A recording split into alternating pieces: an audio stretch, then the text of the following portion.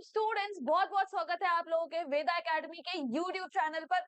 मैं हूं आपकी साइंस एजुकेटर अदिति और आज हम लोग करने वाले हैं साइंस के टॉप 25 एमसीक्यूज।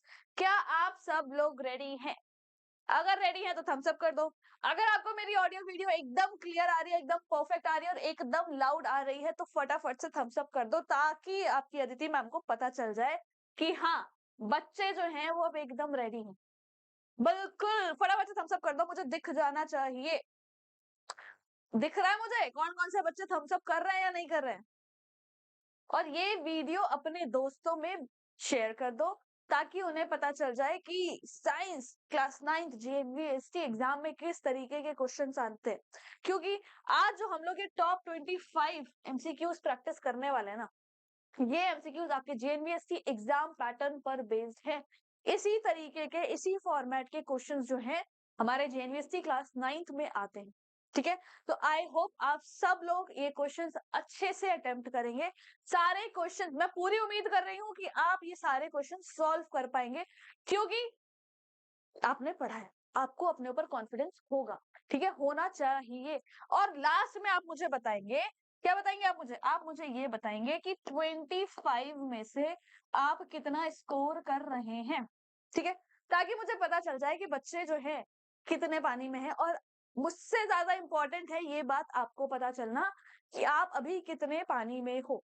ठीक है, क्योंकि कुछ बच्चों का सिलेबस कंप्लीट हो चुका है, ऑफ कोर्स, जो हमसे जुड़े हुए हैं, और कुछ बच्चे जो अभी अभी जग कर आए हैं, उनको भी पता होना चाहिए कि एग्जाम में किस तरीके का पैटर्न आता है और कैसे क्वेश्चंस आते हैं और कितनी कमर उनको कसनी है अगर उनको जेएनवी में अपना सिलेक्शन चाहिए। सो क्या आप लोग रेडी हैं? रेडी है सब? शुरू कर दिया जाए, शुरू करी जाए आज की तबाही। रेडी है सब? फटाफट से बोल दो yes ma'am we are ready. ठीक है जी, उससे पहले जो बच्चे यहाँ पर YouTube पर अभी मेरा ये नया नया सा फेस देख रहे होंगे, तो उनको मैं बता दूं कि भाई मैं हूं आपकी साइंस एजुकेटर अदिति। ठीक है, और आजकल थोड़ी सी ईवीएस एक्सपर्ट भी बन गई हूँ, क्योंकि क्लास 6 को ऑफकोर्स ईवीएस भी पढ़ा रही हूँ, बट आप लोगों के लिए साइंस जो है वो हमेशा एकदम रेडी रहेगी। मेरे होते हुए कोई दिक्कत नहीं आने वाली है। तो फटाफट से चलो क्वेश्चन प्रैक्टिस करते हैं। उससे पहले जो बच्चे हमारे साथ नए जुड़े हैं उनको ये बता दें कि आरंभ का अपग्रेडेड वर्जन जो है वो आ चुका है। ठीक है, कब आ चुका है? 6 अगस्त को ऑलरेडी आ चुका है। बच्चे हमारे संग जुड़ चुके हैं और यहाँ पर जो बच्चे नए हैं उनको मौका दिया जा रहा है कि वो अभी भी जुड़ सकते हैं। कैसे जुड़ना है? नीचे स्क्रीन पर आपके एक नंबर आ रहा होगा, आप उस पर कॉल करेंगे और आप हमसे जुड़ सकते हैं। अब आप कहोगे मैम थोड़ा सा डिस्काउंट मिलेगा क्या? बिल्कुल मिलेगा। उनको जाकर कह देना अदिति मैम के थ्रू हम आए, अदिति मैम ने भेजा है, तो आपको डिस्काउंट मिल जाएगा। क्या लगता है मिल जाएगा? सिर्फ अदिति मैम नहीं बोलना पड़ेगा, आपको बोलना पड़ेगा उनको ADITI अदिति 1000, क्योंकि ये है मेरा कूपन कोड। अगर इसको आप इस्तेमाल करेंगे तो आप इनमें से कोई भी बैच ले रहे हो, चाहे आप क्लास 6 में हो, ठीक है, आप एकलव्य 2.0 ज्वाइन करना चाहते हो, या फिर आरंभ या फिर शौर्य, आप इस कूपन कोड का इस्तेमाल करके आपको भर भर के डिस्काउंट मिल सकता है। ठीक है, सो आपको पता है क्या इस्तेमाल करना है और अब क्या इस्तेमाल करना है? अब अपना दिमाग इस्तेमाल करना है। क्यों? क्योंकि अब हमारे सामने आ गए हैं वो 25 क्वेश्चन जिनके लिए हम रेडी हैं। क्या? बिल्कुल रेडी हैं, क्योंकि हमने पढ़ा है और हमसे होगा। ये क्वेश्चंस हमारे एग्जाम पैटर्न पर बेस्ड हैं, तो चलो फटाफट से इसको सॉल्व करते हैं। पहला क्वेश्चन आपकी स्क्रीन पर आ चुका है। पहला क्वेश्चन क्या कह रहा है? स्टेटमेंट कह रहा है निम्नलिखित कथनों पर विचार कीजिए। आपको कुछ कथन दिए हुए हैं, कुछ स्टेटमेंट दिए हैं, उनको पढ़ना है और अपना आंसर बताना है। मैं साइड हो चुकी हूँ, आप लोग फटाफट से पढ़ें और इसका आंसर करें। क्या लगता है क्या स्टेटमेंट होनी चाहिए सही? देखो, पहले में क्या कह रहे हैं? जुताई मिट्टी को ढीला करती है, पहला स्टेटमेंट। दूसरा क्या कह रहे हैं? Sowing is done after harvesting, यानी कि बुवाई कटाई के बाद की जाती है। स्टेटमेंट पढ़ के ही समझ आ गया होगा ना कौन सा सही है कौन सा गलत है। क्या बोलते हो? कोई सेंस है? क्या क्या तुम मैम मैम सेकंड स्टेटमेंट में कोई सेंस है क्या? अगर कटाई हो गई है तो उसके बाद बुवाई करने का क्या सेंस है बताओ? तुम बुआई कटाई से पहले करोगे ना, जब तुमको अपनी फसल उगानी है, तुम पहले बुआई करोगे, तुम्हारी फसल उगेगी, बढ़कर ग्रो हो जाएगी और फिर क्या होगी, फिर होगी उसकी कटाई। ठीक है, तो क्या होगा, हमारी पहली स्टेटमेंट जो है वो सही है, यानी प्लोइंग लूजन द सॉइल, जुताई से मिट्टी को ढीला करते हैं। ठीक है, तो कौन सा आंसर सही होगा? ऑप्शन ए है केवल स्टेटमेंट 1, ऑप्शन बी है केवल स्टेटमेंट 2, ऑप्शन सी में है 1 या 2 दोनों, या फिर नाइदर 1 नॉर 2। कौन सी होनी चाहिए स्टेटमेंट, क्या लगता है आपको? इसका सही जवाब है ए। वेरी गुड, सब बच्चे एकदम बढ़िया परफेक्ट आंसर कर रहे हैं। ठीक है, दिख रहा है ना सबको मेरा टिक? ये मत कहना कि मैम ब्लिंग ब्लिंग हो रहा है, गायब हो गया, रुक जाओ, लाओ परमानेंट वाले से लिख देते हैं, अब गायब नहीं होगा। चलो जी, परमानेंट से लिख दे रहे हैं, थोड़ा सा इसको मोटा कर देते हैं ताकि आपको पता चल जाए। कहो तो हाईलाइट भी कर दे आपके लिए, नहीं बहुत बेकार है। चलो अगला क्वेश्चन, क्वेश्चन नंबर सेकंड आपकी स्क्रीन पर आ चुका है।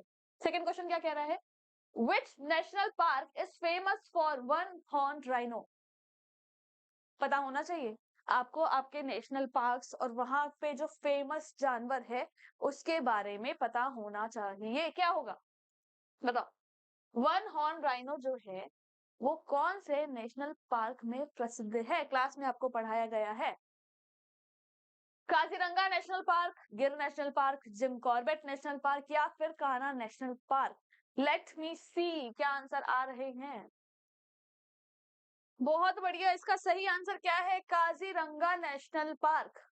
काजीरंगा नेशनल पार्क में कौन सा जानवर सबसे ज्यादा फेमस है? वो है हमारा one horn rhino. Done, clear. गिर में कौन सा है? चलो एक अगला बता दो सरप्राइजली, बताओ क्या है? कौन सा जानवर है गिर नेशनल पार्क का फेमस? Asiatic lion. याद रखना ये चीजें, और जितने भी थोड़े कॉमन नेशनल पार्क जो है वो आपको पता होने चाहिए, वहां पर जिस पर्टिकुलर जानवर के लिए वो नेशनल पार्क फेमस है वो भी आपको पता होना चाहिए। अब बढ़ते हैं हम लोग अपने क्वेश्चन नंबर थर्ड पे। क्वेश्चन नंबर थर्ड क्या कह रहा है, if the angle between incident ray and reflected ray is 60 degree, what is the angle of incidence? यदि आपतित और परावर्तित किरण के बीच का कोण 60 डिग्री है तो आपतन कोण कितना होगा? फटाफट से अपना कॉपी पेन निकाल लो, रे डायग्राम बनाओ और मुझे आंसर बताओ।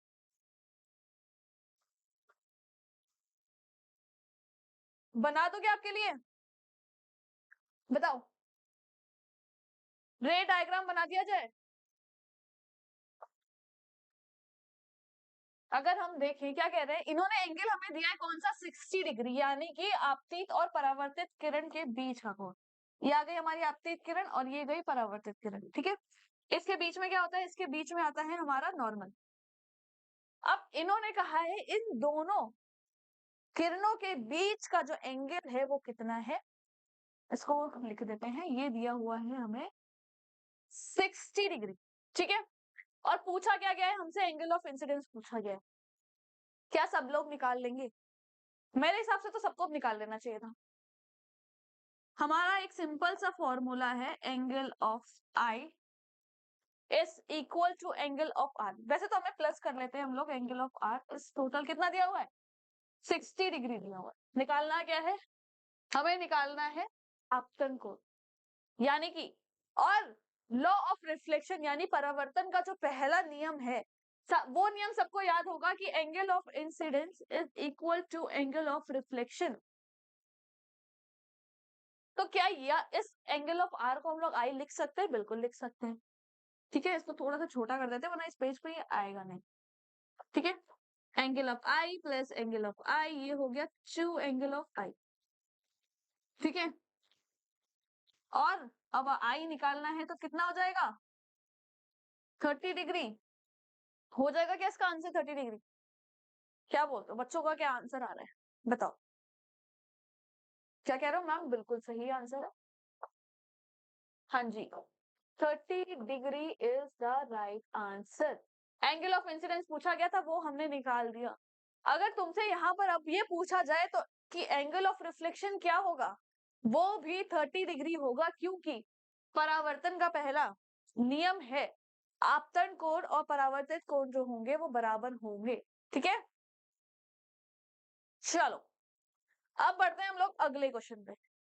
हमारा अगला प्रश्न जो है वो इधर दिया हुआ है, इसका आपने आंसर करना है। हाँ जी बालको, क्या क्वेश्चन निकाला है आपने, क्या आंसर निकाला है इसका, बताओ कितनी बुद्धि चलाई है। क्वेश्चन क्या कह रहा है, why does a candle stop burning in a closed jar.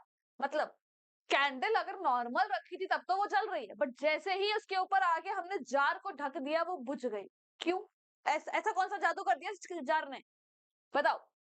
पहला ऑप्शन कह रहा है लैक ऑफ ऑक्सीजन, और ऑप्शन बी कह रहा है lack of water, option C कह रहा है क्या लैक ऑफ वैक्स, या फिर लैक ऑफ लाइट। बताओ बताओ बताओ क्या आंसर होना चाहिए। देखो, इस कॉन्सेप्ट को अगर कोई भूल रहा हो तो मैं जरा रिकॉल करा दूं आपको। आपने क्लास में पढ़ा था, क्या पढ़ा था, एक ट्राइंगल पढ़ा था। क्या बोलते हैं उस ट्राइंगल को, उस ट्राइंगल को हम लोग बोलते हैं फायर ट्राइंगल। क्या क्या ऑप्शन थे उस फायर ट्राइंगल के, कौन कौन हिस्सेदारी था उस फायर ट्राइंगल में?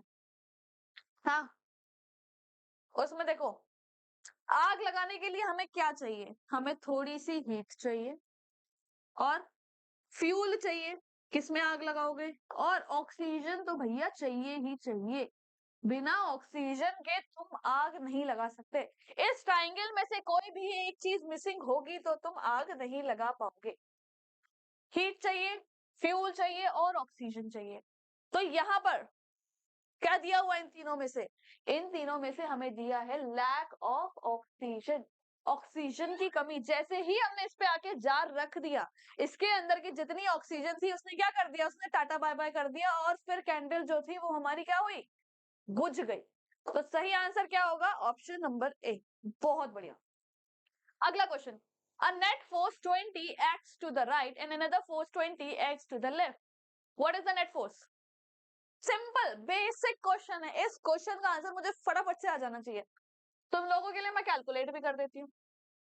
ये कह रहे हैं राइट से, राइट कौन सा होगा, जिधर से लिख रहे, राइट से 20 न्यूटन की फोर्स लग रही है और लेफ्ट से भी 20 न्यूटन की फोर्स लग रही है, ठीक है। तो नेट फोर्स क्या होगी, क्या बोलती है पब्लिक, नेट फोर्स क्या होगी? देखो, फोर्स 20 इधर लग रही है, 20 इधर लग रही है, फोर्स तो बराबर है पर इनकी दिशाएं क्या है, विपरीत है। और अगर फोर्स अपोजिट डायरेक्शन में लगती है तो क्या हो जाता है, माइनस हो जाता है। अगर हम 20 में से 20 माइनस कर देंगे तो हमारे पास क्या आ जाएगा, हमारे पास आ जाएगा एक बड़ा सा जीरो। तो क्या क्या आंसर होगा इसका, 0 न्यूटन की फोर्स लगेगी। फोर्स पूछा गया, नेट फोर्स, ये भी ध्यान रखना, परिणामी बल।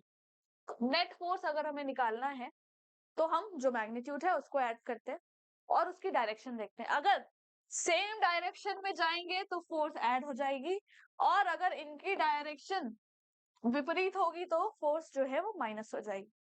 तो यहाँ पर सेम विपरीत डायरेक्शन है तो हमने फोर्स को माइनस कर दिया, और हमारा आंसर क्या आ गया है, हमारा आंसर आ चुका है 0। अगला क्वेश्चन, मैच द फॉलोइंग का आपको क्वेश्चन दिया हुआ है, बुद्धि चला के जरा फटाफट से मैच करके दिखाओ। किसका दिया है भैया, खेती बाड़ी का दिया हुआ है, क्रॉप वाले चैप्टर से दिया हुआ है, पहला चैप्टर है हमारा। सो इसमें क्या कह रहे हैं, पहला है प्लोइंग, ठीक है, दूसरा sowing, irrigation and harvesting, supplying water, सबको पता है सप्लाई वाटर, कहाँ पे वाटर की सप्लाई होती है, वाटर की सप्लाई हम करते हैं इरिगेशन में, ठीक है। फ्लोइंग से क्या करते हैं, लूजिंग द सॉइल, और हार्वेस्टिंग होती है कटिंग मैच्योर क्रॉप, और सोइंग में होता है प्लेसिंग सॉइल इन सीड्स। क्या बोलते हो, वन का बी ले, पहले से ही हमें आंसर मिल गया है। फर्स्ट का बी सिर्फ एक में ही है, बाकी स्टेटमेंट भी हम एक बार चेक कर लेते हैं। सेकेंड का डी आ रहा है, बिल्कुल आ रहा है, थर्ड का ए आ रहा है, बिल्कुल आ रहा है, फोर्थ का सी आ रहा है, क्या बात है, बहुत बढ़िया, एकदम सटीक आंसर दे दियो भाई। अब बढ़ते हैं अगले हम क्वेश्चन पे, क्वेश्चन नंबर 7 पर हम पहुंच चुके हैं। What does the red data book mainly tell, क्या बताती है हमें रेड डाटा बुक, किसके बारे में बताती है? देखो, बहुत इजी पीजी से क्वेश्चन है, तुम्हारे एग्जाम में ऐसे ही क्वेश्चंस आते हैं, ठीक है। कुछ क्वेश्चंस जो है वो डायरेक्ट तुमको देखने को मिल जाएंगे, कैसे मिल जाएंगे, डायरेक्ट।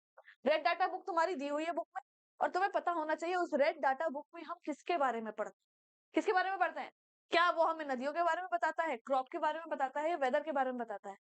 क्या कह रहा हूँ मैम, किसी के बारे में नहीं बताता। तो ठीक है, सारे ऑप्शन काट देते हैं। बचा क्या? बचा है हमारा थ्रेटेन स्पेशीज, यानी कि संकटग्रस्त प्रजातियां। तो रेड डाटा बुक जो है, लाल किताब जो है हमारी, वो हमें बताती है थ्रेटेन्ड स्पेशीज, मतलब वो प्रजातियां जो कहाँ है, जो संकट में है। किस चीज का संकट है? एक्सटिंक्ट होने का संकट है उनको। ठीक है, बढ़े अगले क्वेश्चन पे। हो रहे क्वेश्चन सॉल्व हो रहे हैं बढ़िया से। चलो, अगला क्वेश्चन आपको दिया हुआ है स्क्रीन पर। Which method is use to separate grain from the chaff? Chaff से अगर हमें ग्रेन निकालना हो तो हम कौन सा मेथड का इस्तेमाल करेंगे? क्या लगता है? Winnowing, irrigation, sowing, ploughing? क्या आंसर होना चाहिए आपका इसके हिसाब से? क्या कह रहा हूँ मैम, बहुत इजी ऑप्शन दे दिया आपने। इसमें कहीं पर आपने थ्रेशिंग लिख दिया होता तो हम कंफ्यूज हो जाते हैं। हो जाते हैं क्या तब कंफ्यूज? नहीं होते ना। विनोइंग क्या होता है? अनाज से भूसे को अलग करना। ठीक है, ये मान लो हमारा भूसा है और इसके बीच में हमारा अनाज है। अब तुम्हें अनाज से भूसे को अलग करना है तो तुम क्या करोगे? देखा है ना, घर पे गांव में मम्मी लोग वगैरह जो है वो क्या लेती है, जब भूसे को ऐसे फटकती है ना तो उसके ऊपर से अनाज आ जाता है हमारे पास, गेहूं आ जाता है, और उसकी जो भूसी होती है वो बाहर निकल जाती है। तो वो क्या है? वो होता है विनोइंग, यानी कि फटकना। बिल्कुल सही आंसर है, बढ़िया, सॉर्टेड। चलो अगले क्वेश्चन पे बढ़ते हैं। अगला क्वेश्चन देखो भाई, डरना नहीं है कि मैम ये क्या क्वेश्चन लेकर आ गई हो, इतना बवाल क्वेश्चन कैसे लेकर आ गई हो। इस टाइप के क्वेश्चंस आपके एग्जाम में आते हैं, यकीन ना हो तो पुराने पीवाईक्यूज उठा के देख लेना। चार चार भारी भारी स्टेटमेंट्स आपको दी होंगी और आपको बताना होगा कौन सी सही है। कोई एक भी हो सकती है, दो भी हो सकती है, तीन भी हो सकती है, चारों स्टेटमेंट सही हो सकती हैं। इसी साल जो अभी फेब में पेपर हुआ था उसमें आपके हार्मोन्स पे क्वेश्चन आया था, और किस पर आया था, और chemical effects of electric current, उसमें ऐसे स्टेटमेंट वाले क्वेश्चंस आए थे। हमारे किस में आए थे? क्रॉप प्रोडक्शन में क्वेश्चन आए थे। तो इस तरीके के क्वेश्चंस आते हैं। अब ये क्वेश्चन की खासियत क्या है? ये जो क्वेश्चन होते हैं ना, इससे आपके एक क्वेश्चन से आपके कई कॉन्सेप्ट जो है वो खुल जाते हैं। तो फटाफट से देखो इसका आंसर करो, फिर हमें पता चलेगा। हम इस एक क्वेश्चन में साउंड के बारे में कितना कुछ पढ़ लेंगे। अब ये देखो, sound is produce by vibration, कंपन से होती है, बिल्कुल होती है। ठीक है, पहली स्टेटमेंट सही है। अब दूसरा क्या है? ध्वनि को चलने के लिए माध्यम चाहिए, बिल्कुल चाहिए, चाहिए, वो बिना माध्यम के वो नहीं चल सकती। तो क्या कह रहे हैं? ध्वनि निर्वात में चल सकती है, ये स्टेटमेंट गलत हो गई। अब दोनों ही स्टेटमेंट आपस में क्या हो रही है? क्रॉस हो रही है। बी स्टेटमेंट कह रही है कि उसको चलने के लिए कुछ तो मीडियम चाहिए। सी स्टेटमेंट कह रही है वो तो वैक्यूम में भी चल सकती है। वैक्यूम मतलब ऐसा खाली स्थान जहां पर कुछ भी नहीं है, मतलब गैस तक नहीं है। तो ये स्टेटमेंट तो हमारी गलत है। अब थर्ड क्या है? Greater the amplitude generally means louder the song. Amplitude बढ़ता है तो लाउडनेस भी बढ़ती है, ये स्टेटमेंट भी सही है। तो हमारी गलत स्टेटमेंट कौन सी हो गई? थर्ड स्टेटमेंट को हमने गलत करार दे दिया है, यानी कि ए, पी एंड डी वाली स्टेटमेंट सही है। 1, 2 एंड 4 कौन सा आंसर होगा? नंबरिंग पे मत जाइएगा, ए बी डी 1 2 4 समझ लेंगे। ठीक है, डन हो रहे हैं क्वेश्चंस बढ़िया से। क्या बात है, बहुत बढ़िया। बड़े अगले क्वेश्चन पर रेडी है सब लोग? चलो, नेक्स्ट क्वेश्चन आपकी स्क्रीन पर आ चुका है। क्या कह रहा है अगला क्वेश्चन? अगला क्वेश्चन जो है हमारा वो कह रहा है एंगल ऑफ इंसिडेंस इज 40, तो एंगल ऑफ रिफ्लेक्शन कितना होगा? सब निकाल लेंगे। हमारा पहला लॉ क्या कहता है? Angle of incidence is equal to angle of reflection. तो एंगल ऑफ इंसिडेंस 40 दिया है, तो एंगल ऑफ रिफ्लेक्शन कितना होगा? 40 ही होगा, सिंपल। चलो अगला क्वेश्चन, फिर से मैच करना है हमें। मैच करने के लिए रेडी है? यहां जरा आपका क्वेश्चन नंबर ठीक कर दिया जाए।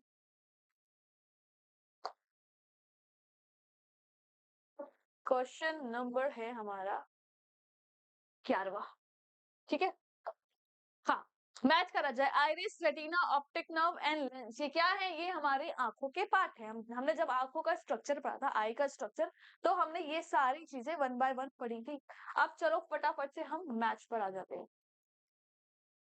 आइरिस क्या करता है बताओ? आइरिस हो गया, रेटिना हो गया, देखो रेटिना तो सबको पता है इमेज बनाता है। अब देखो तुम जरा 2 का ए है कि लो एक ही स्टेटमेंट। वाओ, इतने इजी क्वेश्चन होने चाहिए मैथ्स में। देखो मैथ्स की ये खासियत है, अगर तुमने एक भी मिला लिया तो तुम्हारा पूरा सही हो जाएगा। अब चलो अपना पूरा सही मिला लेते हैं कि पूरा सही है या नहीं है। ये कह रहा है फर्स्ट का बी कंट्रोल करता है लाइट को, ठीक है। सेकंड का ए इमेज फॉर्म करता है। ऑप्टिक नर्व क्या करता है, सिग्नल पहुंचाता है ब्रेन तक। और लेंस फोकस करता है, यानी कि ए ऑप्शन हमारा एकदम सटीक है। डन। चलो next question, why is ear drum important for hearing. सुनने के लिए कर्णपटल जो है, कान का जो पर्दा है वो महत्वपूर्ण क्यों है? क्यों है बताओ? क्योंकि हमें क्या पता है, साउंड प्रोड्यूस होती है वाइब्रेशन में। तो अपने कान में कौन सा हिस्सा है जो वाइब्रेट करता है? कौन सा हिस्सा है? वो है ईयर ड्रम। ईयर ड्रम पर जैसे ही साउंड आती है वो वाइब्रेट करती है। ये है ना हमारा ईयर। बहुत गंदा बनाया है यार, इतनी इतनी गंदी ड्राइंग हो सकती है मेरी। चलो दोबारा से, कुछ ऐसा होता है, ये ईयर कैनाल है और यहाँ पर हमारा ड्रम होता है। जैसे ही ध्वनियां इधर जाती हैं और ये वाइब्रेट करने लग जाता है, ठीक है। चलो next question, consider the following statement about fertilisation. Fertilisation की कुछ स्टेटमेंट दी है, इसको आप पढ़ लो फिर आंसर करेंगे। ये मत कहना मैम इतने बड़े बड़े क्वेश्चंस क्यों हैं, क्योंकि इस टाइप के क्वेश्चंस आपके एग्जाम में आते हैं, इसीलिए इतने बड़े बड़े क्वेश्चंस हैं, ठीक है। देखो क्वेश्चन से ना आपके कॉन्सेप्ट क्लियर होंगे, तो आई होप आप सब लोग रेडी होंगे अपने कॉन्सेप्ट को क्लियर करने के लिए। पढ़ लेते हैं एक बार स्टेटमेंट। पहला स्टेटमेंट क्या कह रहा है, निषेचन नर और मादा युग्मकों का संयलन है या नहीं? फर्टिलाइजेशन क्या होता है, fusion of male and female gamete. बिल्कुल सही बात है, ठीक है। अरे कहाँ चले गए तुम, ये रहा आ गया। हाँ पहला स्टेटमेंट सही है। इट प्रोड्यूसेस जाइगोट, जैसे ही मेल गैमीट फीमेल गैमीट मिलता है युग्मनज बनता है, बिल्कुल सही है। एक्सटर्नल फर्टिलाइजेशन बॉडी के बाहर होती है, बिल्कुल सही बात। और फ्रॉग शो करता है एक्सटर्नल फर्टिलाइजेशन। क्या बोलते हो, सारी स्टेटमेंट सही है? दे दिया जाए खिताब? कौन सा ऑप्शन होगा? ऑप्शन नंबर डी इज सही आंसर। आ रहा है सबका डी? हाँ जी। बड़े नेक्स्ट क्वेश्चन पर। चलो, why are healthy seeds prefer for sowing. बुवाई के लिए हम स्वस्थ बीज क्यों चुनते हैं? क्यों चाहिए हमें स्वस्थ बीज? क्यों चाहिए? कम उत्पाद के लिए, उत्पादन के लिए, या कम अनुकरण के लिए, या फिर अधिक खरपतवार के लिए, या फिर बेहतर फसल वृद्धि के लिए? हम हम क्या चाहते हैं, हमारी फसल अच्छे से उगे, बहुत अच्छी हो। तो फसल अच्छी कब होगी, जब हमारा बीज अच्छा होगा। वो बोलते हैं ना, मेहनत का फल तुम्हें तभी मिलेगा जब तुमने मेहनत अच्छी करी होगी। मतलब जो मेहनत का तुमने बीज बोया होगा ना, तभी तुम्हें जाके तुम्हारा फल मिलेगा। देखो जी, तुम्हारा JNV का सपना है, वो सपना तुम्हें तभी मिलेगा जब तुमने क्या करा होगा, अच्छे से तुमने प्रिपरेशन अच्छे से करी होगी। प्रिपरेशन अच्छे से करोगे तो तुम्हें क्या मिलेगा? तो तुम्हें मिलेगा तुम्हारी मेहनत का फल, यानी अरे अरे अरे अरे, क्या हो गया? ऐसे नहीं जाएगा, क्या कह रहा हूँ मैम, ये तो जादू हो गया, तो जा ही नहीं रहा, मेहनत का फल नहीं मिल रहा। मिलेगा मिलेगा, हाँ अब मिलेगा। तुम्हारी मेहनत का फल है JNV, वो तुम्हें तब मिलेगा जब तुम प्रिपरेशन अच्छे से करोगे। और अगर अभी भी यहाँ पर कोई बच्चा ऐसा है जिसने अभी तक बैच परचेज नहीं करा है, तो उसके पास अभी भी ऑप्शन है, आरंभ का 2.0। 2.0 मतलब अपग्रेडेड वर्जन जो है वो लॉन्च हो चुका है। सीट्स लिमिटेड है, तो अपना एनरोलमेंट जो है करा लो, नीचे दिए गए नंबर पर आप कॉल कर सकते हो, ठीक है। फायदा ये है, देखो सही प्रिपरेशन ना बहुत जरूरी है। जितना देर करोगे, सोचो आरंभ बैच के बच्चे हमारे संग कब से जुड़े हुए हैं, उनका सिलेबस कंप्लीट हो चुका है, फिर उनका रिवीजन चलेगा, फिर हम आगे की तरफ बढ़ेंगे और अच्छी तैयारी करेंगे। सोचो उन्होंने, वो बच्चे हमारे संग कब से जुड़े हैं, उनका सिलेबस कंप्लीट हो चुका है, वो प्रैक्टिस कर रहे हैं, रिवीजन कर रहे हैं, फिर गेस्ट पेपर AIMP। और तुमने अभी शुरू नहीं करा है। अगर तुमने अभी शुरू नहीं करा है, तो अब तुम्हारे पास उतना टाइम नहीं है कि तुम इधर उधर टाइम वेस्ट करो। अब तुमको चाहिए एक ऐसा प्लेटफॉर्म जहां पर तुम्हें अपने प्रॉपर लाइव क्लासेस मिल जाए, प्रॉपर नोट्स मिल जाए, तुम्हारे पास टेस्ट आ जाए, तुम्हें पता चल जाए तुम कितने पानी में हो। अगर वो करना है तो आरंभ 2.0 तुम्हारे लिए ही है। और अगर उसमें तुम्हें थोड़ा सा डिस्काउंट चाहिए तो अदिति मैम है, तो when Aditi ma'am is here then why to fear. क्या करना है आपने?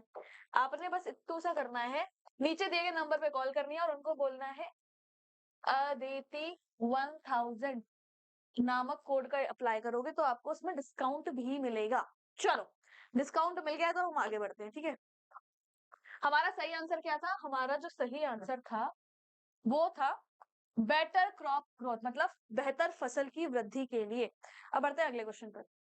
Which gas is necessary for combustion? अभी हमने पढ़ा है, अभी बिल्कुल बिल्कुल इजी पीजी सा क्वेश्चन आया है। वही फायर ट्रायंगल जिसके तीनों कोनों में क्या था? एक जगह ऑक्सीजन। क्या कह रहे हो मैम, इतना मोटा पेन मत चलाओ, राइटिंग नहीं समझ आ रही। ठीक है भाई, कम कर लेते हैं। ऑक्सीजन, क्या कह रहे हो मैम, ट्राइंगल ही चला गया। कोई बात नहीं, ट्राइंगल फिर आ जाएगा, पहले अपने पॉइंटर में लिख लेते हैं। ठीक है, ले आए आपका जादुई ट्राइंगल वापस। ये रहा।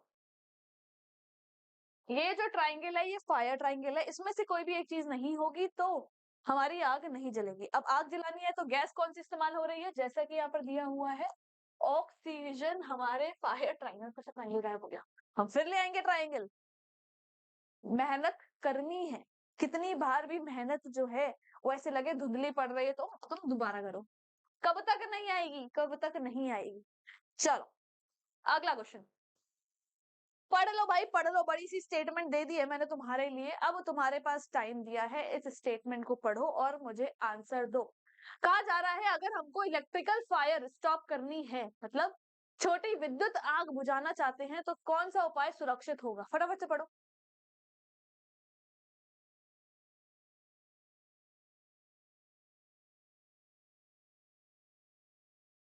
हाँ जी, क्या आंसर आ रहा है? क्या बोलती है पब्लिक? क्या क्या करेंगे हम, बताओ। दिख नहीं रहा है मुझे, मुझे दिख नहीं रहा है क्या क्या कमेंट्स आ रहे हैं।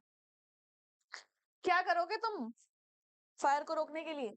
Switch off the power supply. Power supply को स्विच ऑफ करेंगे, ठीक है कर देंगे। आपने कहा तो कर देंगे।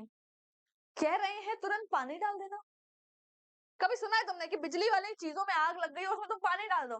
बेटा गलती से भी ये हरकत मत कर देना, तुमने पानी डाला तो तुम भी करंट में ऐसे कपकपाते हुए tata bye bye rest in peace हो जाता है। इन सब चीजों से मना, हंसी मजाक नहीं करते। तो मना कर दो, नहीं करेंगे हम। Use a suitable extinguisher. हाँ ये सही है, फायर एक्सटिंग्विशर का इस्तेमाल करेंगे हम। Prevent oxygen from reaching the fire where appropriate.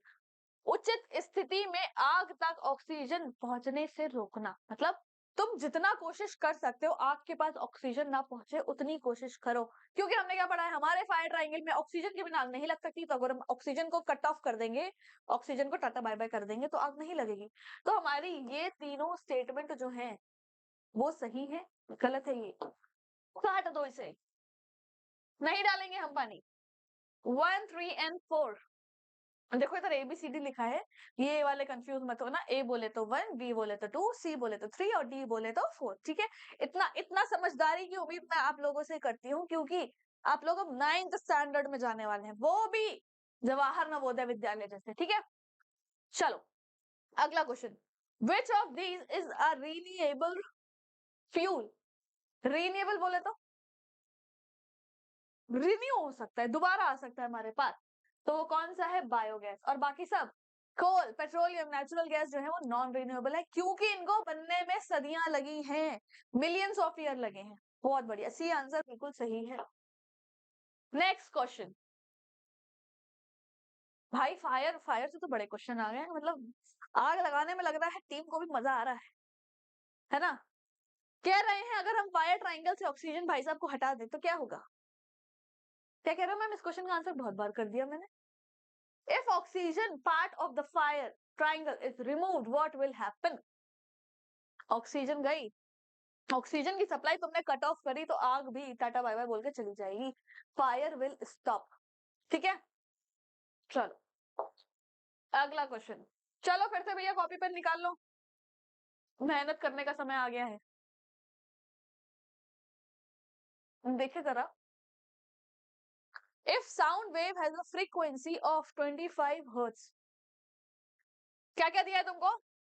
Frequency दी है 20, नहीं सॉरी, ये गलती मत करना पढ़ने में, जल्दबाजी क्या बोलते हैं वो, दुर्घटना से देर भली। तो एग्जाम में गलत आंसर वाली दुर्घटना हो, उससे अच्छा है 2 सेकंड लेके जरा तमीज से क्वेश्चन पढ़ लो, ठीक है? ओवर कॉन्फिडेंस में जल्दी जल्दी नहीं करनी है। हाउ मेनी वाइब्रेशंस पूछा गया है, मतलब तुमने नंबर ऑफ वाइब्रेशन पूछा गया है, और क्या दिया दिया गया है तुमको? टाइम दे दिया गया है। टाइम कितना दिया है? 2 सेकंड का टाइम दिया है। तो निकालो जरा, फ्रीक्वेंसी क्या होता है? Number of vibration upon time second. Number of vibration तुम्हें निकालनी है एन, क्या कह रहा हूँ, बहुत बड़ा बड़ा लिखती हूँ ना, n is equal to frequency into time period। Frequency दी हुई है हमें 50 और टाइम दिया हुआ है 2 सेकंड का। 100 आ जाएगा क्या? क्या बोलती है पब्लिक? यही आंसर आ रहा है सबका? अगर आ रहा है तो हाँ तुम बिल्कुल सही जा रहे हो, और अगर नहीं आ रहा है तो भैया तुम्हारा ही गलत है। सही करो उसको, पढ़ो, फॉर्मूला याद करो। चलो अगला question, which sense organ help us to hear? सुनने में कौन सा सेंस ऑर्गन मदद करता है? क्या कह रहा हूँ, इतना बेसिक क्वेश्चन, मैं भी सोच रही हूँ इतना बेसिक क्वेश्चन 9th वालों के लिए। कुछ मॉडिफिकेशन कर दी जाए आपके इस क्वेश्चन में? ओके चलो ठीक है, ये तो सबने बता दिया है, ईयर। कान से तुम सुन तो लेते हो, बट वो कौन है जो तुमने जो सुना, वो ब्रेन के पास सिग्नल तो जाएगा। तो साउंड को ब्रेन तक ले जाने में कौन मदद करता है? वो कौन है? चलो अभी बताओ तुम। बोल दिया ना, बहुत बेसिक क्वेश्चन है। अब बताओ, अब आ जाओ मैदान में, अब बताती हूँ मैं। कौन सी नर्व है जो साउंड को ब्रेन तक ले जाती है? देखिए जरा कौन आंसर कर पाता है इसका। देखो इतना तो मैंने तुमको हिंट दे दिया है, कोई तो नर्व है। क्या है? कोई तो नर्व है। वो कौन सी नर्व है? क्या बोलती है पब्लिक, कौन सी नर्व है? सुनने में मदद कर रही है, मतलब कौन सी नर्व होगी? वो होगी हमारे, यहाँ लिख देते तुम्हारे लिए बड़ा बड़ा, ऑडिटरी नर्व। ठीक है, यहाँ से हटा दिया तुम्हारा हमने आंसर। तो क्या है? ऑडिटरी नर्व जो है वो तुमको किसमें मदद कर रही है? वो तुमको सुनने में मदद कर रही है। हिंदी वालों के लिए भी लिख देते हैं, श्रवण, अरे यार वाई थोड़ा ना, वाई की पूंछ थोड़ी लंबी होगी, इसको छोटा कर, ठीक है। श्रवण तंत्रिका, आई होप सब कुछ सही से लिखा गया हो, ठीक है। श्रवण तंत्रिका क्या करती है? हमें सुनने में मदद करती है। डन, छोटी सी मुंडी लगा देते हैं। अब अगले क्वेश्चन पे आ जाते हैं। A stationary object will remain stationary when the force acting on it are, मतलब एक स्थिर वस्तु स्थिर ही रहेगी, पर उस पर जो फोर्स लग रही है वो कैसी हो? वो तभी स्थिर रहेगी जब फोर्स कैसी हो? संतुलित हो, असंतुलित हो, बहुत बड़ी हो, या फिर अनइक्वल हो। बताओ क्या होना चाहिए इसका सही आंसर? बच्चे कह रहे हैं मैम बड़ी फोर्स होगी तो ऑब्जेक्ट स्टेशनरी कैसे रहेगा, अपने स्थान पर कैसे रहेगा? कट उसको। अब अनइक्वल, अनबैलेंस्ड ना, हमें चाहिए जितनी फोर्स इधर से लगे उतनी ही फोर्स इधर से लगे, तभी हमारी जो वस्तु है वो अपने स्थान पर रहेगी। यानी कि फोर्स कैसी होनी चाहिए? बैलेंस्ड फोर्स, ठीक है। फोर्स कैसी होनी चाहिए? बैलेंस्ड फोर्स होनी चाहिए। क्या बात है,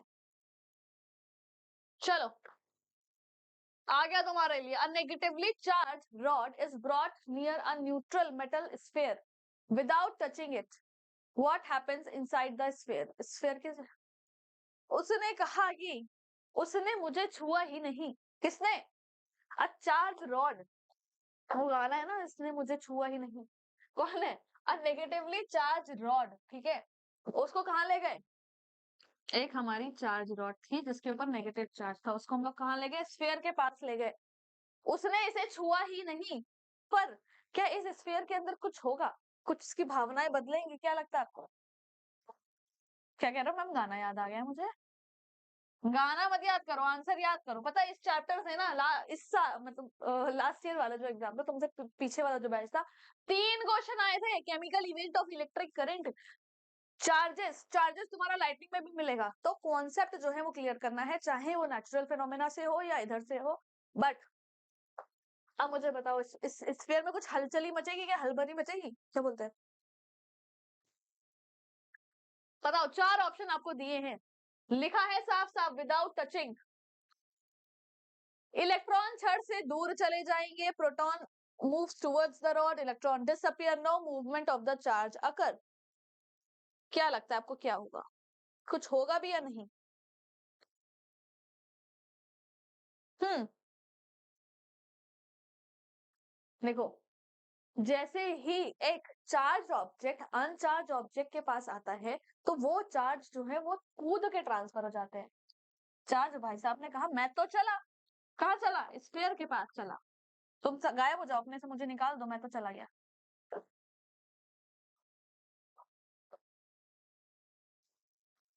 स्फीयर के पास चला गया है क्या? यहाँ का जितना नेगेटिव था चार्ज था, फिर बताते हो तो क्या होगा? इलेक्ट्रॉन छड़ से दूर चले जाते हैं। बहुत बढ़िया। अगला क्वेश्चन। चलो भाई, क्वेश्चन की समाप्ति तक है। अभी कैसे हथियार डाल सकते हैं आप? इतने बढ़िया बढ़िया क्वेश्चन लेकर आई हूं मैं आपके लिए। क्या कह रहा है? A force of 40 Newton act in the east. East बोले तो इथे, ईस्ट, इथे कितना लग रहा है? 40 न्यूटन लग रहा है, और वेस्ट में लग रहा है 15 न्यूटन। नेट फोर्स कितने जाएगी बताओ? अरे यार, क्या कह रहे हो मैम? क्या ऐसा लिखा है, सब गायब हो जाता है। सही से लिखते हैं, चलो। ईस्ट की तरफ हमने ईस्ट की तरफ हमने 40 न्यूटन का बल लगाया है, और वेस्ट से हम 15 न्यूटन का बल लगा रहे हैं। अब पूछा जा रहा है कि नेट फोर्स क्या होगी। पहले तो भाई 40 में से 15 तुम माइनस कर दो, 5 गए तो 35, 10 गए तो 25, 25 हो गया। अब इसकी दिशा बताओ, कौन सी दिशा होगी? दिशा वो होगी जिस साइड से ज्यादा बल लग रहा है। ईस्ट की तरफ से ज्यादा बल लग रहा है, तो 25 होगा टुवर्ड्स ईस्ट। आ गया सही आंसर। दिशाओं में कंफ्यूज नहीं होने का है। अगला question, which method is commonly used to preserve food for long time. लंबे समय तक तुमको अपना खाना बचा के रखना है कि वो खराब ना हो, तो क्या करोगे? हाँ जी, फटाफट से। क्या करेंगे हम? उसको फ्रिज में रखेंगे, मतलब रेफ्रिजरेशन करेंगे, उसका खुला छोड़ देंगे, उसमें गंदा पानी मिला देंगे, या फिर धूप में रख देंगे। बिना आवश्यकता के धूप में रख देंगे।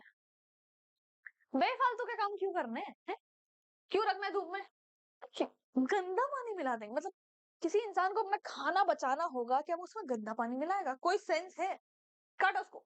फिर क्या है, कीप इट अनकवर्ड, खुला रखेंगे तो धूल मिट्टी नहीं आ जाएगी, खराब नहीं हो जाएगा। हम उसको क्या करेंगे, हम अच्छे बच्चों की तरह अपने खाने को फ्रिज में रख देंगे। मम्मी बोलती है ना रात में, कि देर रात रात जो तुम लोग किचन में मंडराते रहते हो, ये जो खाना है ना, किचन में खुला नहीं मिलना चाहिए, सारा सामान फ्रिज के अंदर मिलना चाहिए। क्यों? ताकि हमारा खाना प्रिजर्व रहे।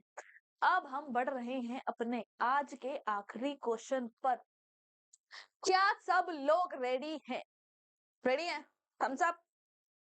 बता दो भाई, रेडी हो कि नहीं? जोश अभी भी है? हाउस द जोश? क्या बोलती है पब्लिक? हाउस द जोश है हाई कि डूब गया? इतने क्वेश्चंस में ही डूब गया? ई ना चल बे, जोश हाई होना चाहिए। चलो, आखिरी question. Two equal and opposite forces acting on an object are. यार, क्या कह रहे हो मैम? फोर्स भी बहुत ले आई हो आप।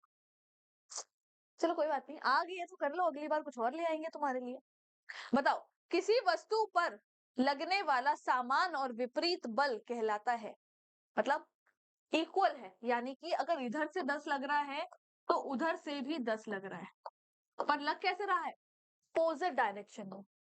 अपोजिट है तो मतलब चीजें बैलेंस हो चुकी है, ठीक है?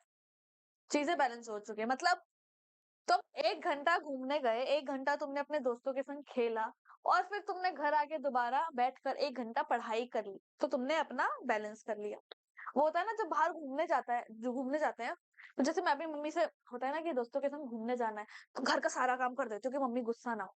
सारा काम कर दिया, फिर मम्मी ने परमिशन दे दी, मतलब वो काम बराबर हो गया।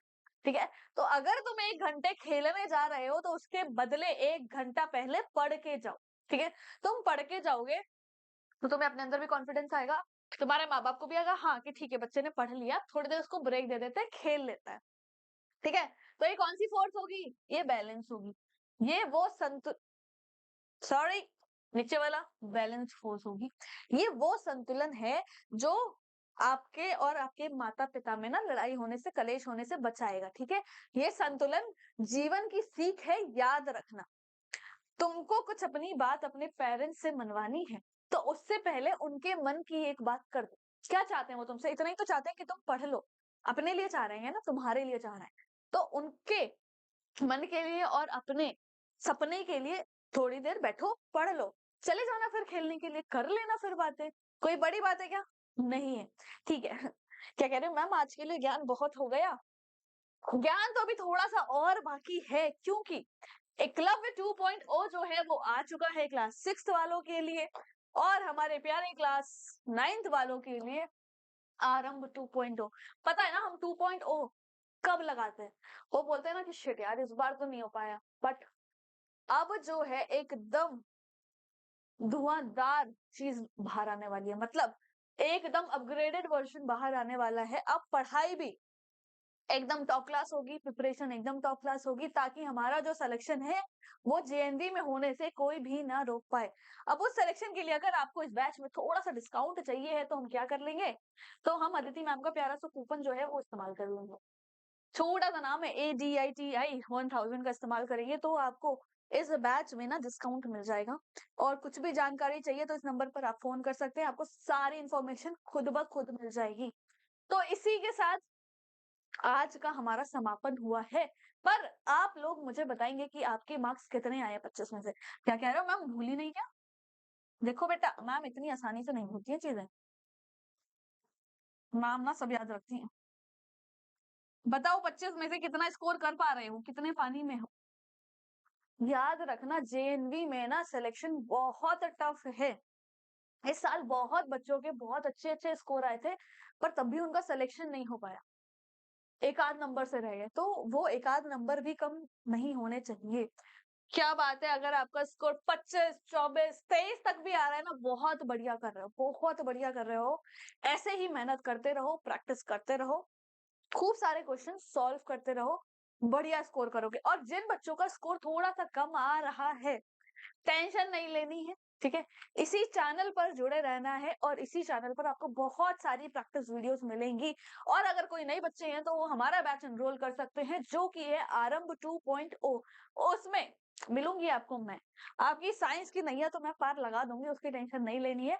क्वेश्चंस हम बहुत सारे सॉल्व करेंगे, लाइव क्लासेस लेंगे, डाउट क्लासेस लेंगे, और मॉडल पेपर मिलेंगे। भाई प्रैक्टिस तभी तो होगी जब हम एग्जाम पैटर्न पर बेस्ड क्वेश्चन सॉल्व करेंगे। तो बच्चों ठीक है, इसी के साथ अब मैं लेती हूँ आपसे अलविदा। मिलेंगे अगली किसी वीडियो में, जब ढेर सारे दोबारा से क्वेश्चन आप लोगों के लिए लेकर आऊंगी। तब तक के लिए पढ़ते रहो, मेहनत करते रहो, क्योंकि जेएनवी में सिलेक्शन हमें लेना है। चलो ठीक है, बाय बाय एवरीवन।